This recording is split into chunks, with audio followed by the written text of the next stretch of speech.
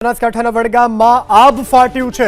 બનાસકાંઠામાં આજે મેઘરાજાએ અતિ હેત વરસાવ્યું ત્યારે આજે ચોતરફ જળબંબાકારના દ્રશ્યો સર્જાયા છે। બનાસકાંઠાના વડગામમાં આભ ફાટ્યું છે।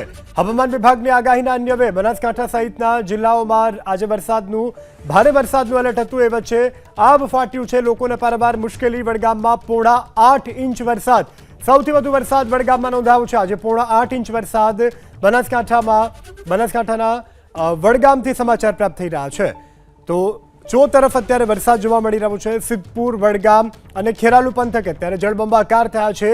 નદીઓ અત્યારે ઉફાન ઉપર છે કારણ કે વડગામમાં આજે 8 ઇંચ વરસાદ પડ્યો છે।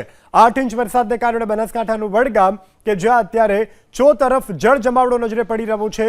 નદી નાળાઓ અત્યારે ઉફાન ઉપર છે। સામાન્ય જનજીવન ઉપર તેની વ્યાપક અસર જોવા મળી રહી છે। રોડ, રસ્તા, હાઈવે તમામ જગ્યા ઉપર અત્યારે માત્ર પાણી જોવા મળી રહ્યું છે। આ જળમગ્ન રોડ રસ્તાઓની વચ્ચેથી વાહન ચાલકો પસાર થઈ રહ્યા છે। નાના વાહનો બંધ થઈ રહ્યા છે। દાંતીવાડા, ફતેપુરામાં પણ અત્યારે જળબંબાકારની સ્થિતિ।